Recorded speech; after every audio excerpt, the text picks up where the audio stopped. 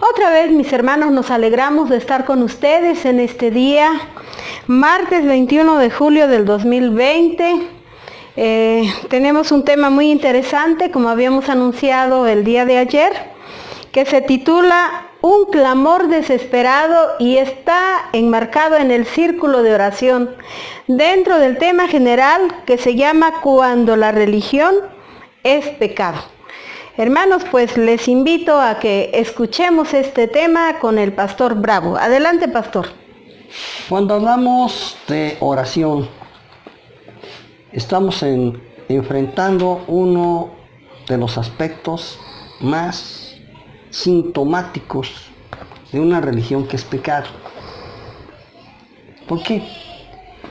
Porque la oración, cuando no brota de un corazón genuinamente en comunión con Dios, se convierte en algo puramente repetitivo. Algo que en lugar de sensibilizar al creyente, le va endureciendo su corazón. La oración es muy delicada cuando nosotros no tenemos el cuidado de hacerla con seriedad, de hacerla con devoción, con consagración, de creer realmente que estás en los lugares celestiales sentado con Cristo, como dice Efesios en el capítulo 1. Aquí lo importante es entender qué es. Y cuando digo entender qué es la oración, no me refiero a su concepto teológico, que eso está muy claro y todo el mundo lo entiende, es un diálogo con Dios. No, en el sentido de vivirlo, en el sentido de experimentar la presencia divina, en el sentido de saber que realmente estás hablando con Dios. Un aspecto quizá de los más nocivos que hay cuando la religión se hace pecado es un legalismo. Cuando se busca la salvación por las obras, cuando se trata de agradar a Dios a base de lo que hacemos para Él, como si pudiéramos comprar su buena voluntad con nuestros actos. Precisamente eso es lo que el apóstol Pablo nos quiere presentar como su testimonio de lo que él fue antes de encontrarse con Jesús en el camino a Damasco. Es en el capítulo 7 de la Epístola a los Romanos, donde el apóstol nos da este testimonio para poder contrastar la vida en comunión con Dios desde el marco de la ley a la vida en comunión con Dios teniendo la fe como plataforma de contacto con Él. Veamos qué nos dice Pablo acerca de esta experiencia que él tiene. El principio del capítulo 7 de Romanos, hablándonos acerca de lo que representa la ley en la vida de las personas que tratan de acercarse a Dios. Y llega a la conclusión de que la ley a veces también nos aleja de Dios. Sin embargo, dice así en el versículo 6, pero ahora estamos libres de la ley por haber muerto para aquella en que estábamos sujetos, de modo que sirvamos bajo el régimen nuevo del Espíritu y no bajo el régimen viejo de la letra. Habla ahí del tránsito que él vive en el camino a Damasco, de la letra al Espíritu. Y en el versículo 7 dice, ¿qué pues diremos? ¿La ley es pecado? En ninguna manera. Pero yo no conocí el pecado sin ley. Es decir, yo no sabría qué es codicia si la ley no dijera, no codiciarás. Es interesante porque parece como que la ley va encajonando al creyente que busca a Dios y lo va dejando sin alternativas.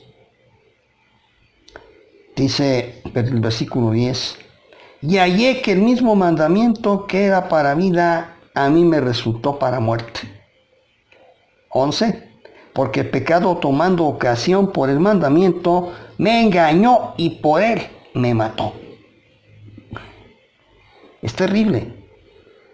Y es lo que pasa con la religión cuando se hace pecado, cuando permitimos que el legalismo nos encajone y nos impida descubrir lo que es el Espíritu en la experiencia de encuentro con Dios.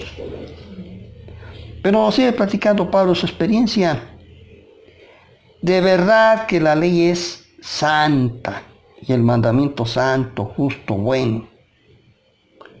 Y se pregunta, ¿luego lo que es bueno vino a ser muerte para mí?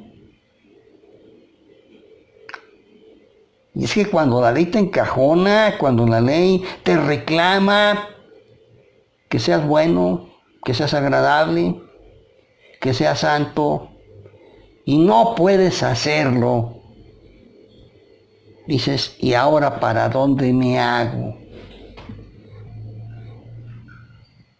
La ley te encajonó. Dice, porque sabemos, versículo 14, porque sabemos que la ley es espiritual, mas yo soy carnal, vendido al pecado. Aquí en el original dice, mas yo soy carnal, vendido como esclavo al pecado.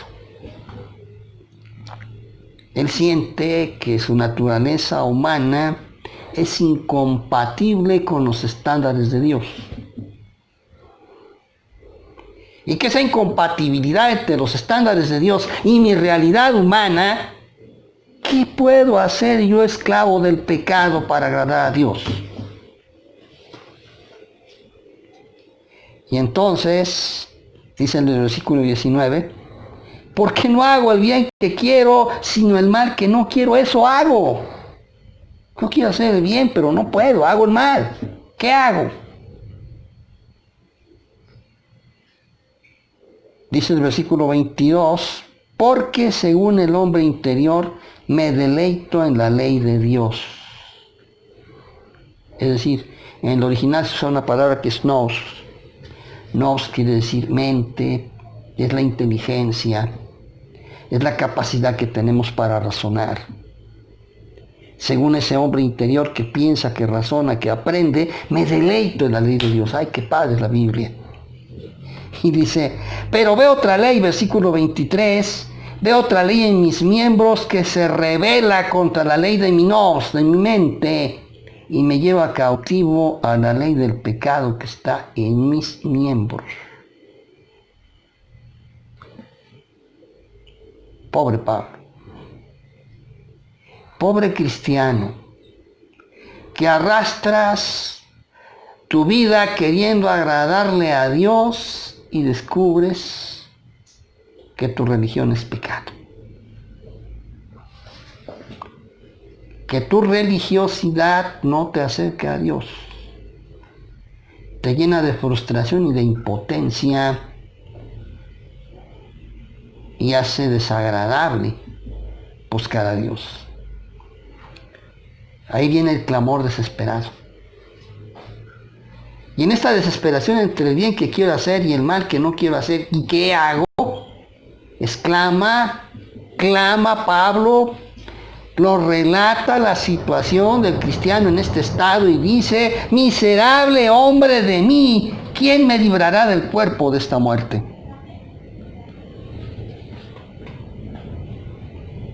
¿Qué creen que está haciendo?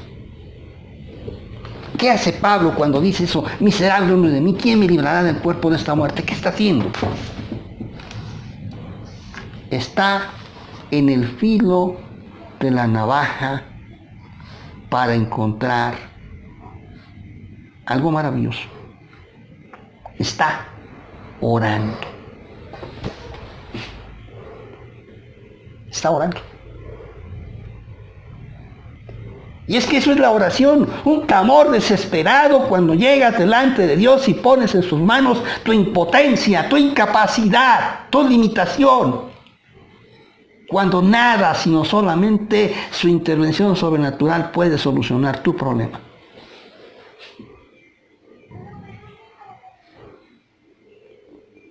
Y aunque el versículo 25 parece que nos da la solución, que no lo es más bien un sarcasmo que el apóstol nos entrega para decirnos, eso no es lo que se hace. Dice más, gracias doy a Dios por Jesucristo Señor nuestro. Así que yo mismo con la mente, con el nous, sirvo a la ley de Dios, más con la soma, con la carne, a la ley del pecado. No es esa la solución, no. Pablo lo está planteando como la alternativa equivocada. La solución viene del versículo 1 del capítulo 8. Ahora pues ninguna condenación hay para los que están en Cristo Jesús, los que no andan conforme a la carne, sino conforme al Espíritu.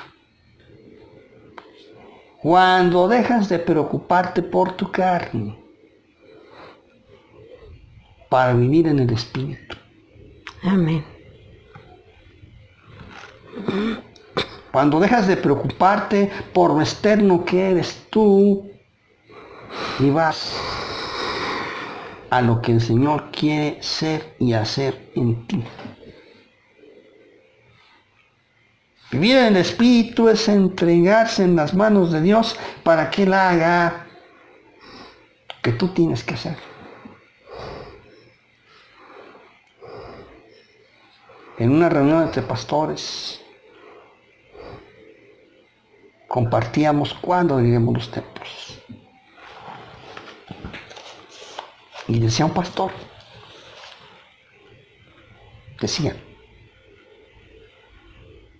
no, hasta que no haya seguridad de que nuestros hermanos no van a enfermar